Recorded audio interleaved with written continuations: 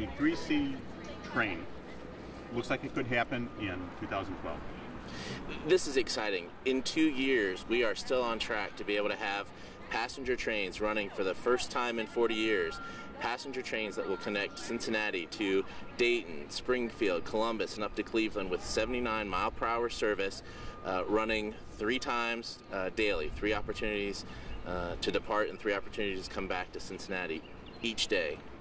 And talk a little bit about how long it would take, for instance, to get from Cincinnati to Cleveland, because there's been a little bit of maybe controversy about that. Yeah. Over the past several months, ODOT has been working with a national railroad modeling firm that has been able to look at the track, that has been able to look at how fast a train could actually run from Cincinnati up to Cleveland. Based on this new modeling, we now know that that full length, that Cincinnati to Cleveland corridor, can be run in about 5 hours. That is much shorter than had initially been projected about a year ago. It is an average speed of about 50 miles per hour end to end. Between Columbus and Cleveland, it's almost 60 miles per hour in terms of an average speed. It is very competitive with drive times. And talk a little bit, if you would, about the market for this. You know, how many passengers might you get? You know, is there a market for this? There is a market. In looking at, in putting our application to Washington to get this $400 million that Ohio received, we had to do kind of those ridership projections.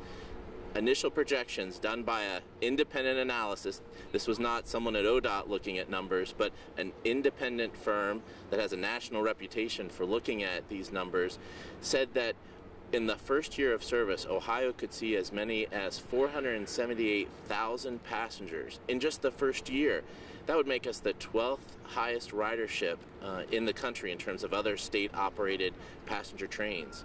That's an incredible number to think that nearly 500,000 passengers in that first year of operation, and it shows that there really is demand. As we look across the country, we continue to see the demand for passenger rail, the demand for transportation choice growing. Amtrak across the country is set to have a record year. Even the limited passenger service that we have in Ohio right now, those trains that you can get on infrequently here in Cincinnati, very infrequently up in Toledo and Cleveland, they continue to see ridership growth. Every year, more people are wanting passenger trains. We think it's time to finally have a train that connects Cleveland to Columbus through the middle of the state. And this just occurs to me now too, where this track is going, like people that work in or near Dayton and live in Cincinnati, or live near Dayton, work in, I mean, this could almost be just like a commuter train for some people. It could. You know, what this new schedule shows is that for somebody living in Cincinnati, they could do work in Dayton, in Columbus, work for the day, and then get back on the train and come back home to Cincinnati. It's a schedule that is very accommodating to the business traveler. The destinations will be, you know, downtown Dayton, it will be in Springfield, downtown Columbus. Great opportunities to, you know, find employment, to get into those job centers and really those education centers. That is a real part of this plan, is that the 3C will connect our education centers. There are 220,000 college students right now that will be within 10 miles of the proposed stations along the corridor.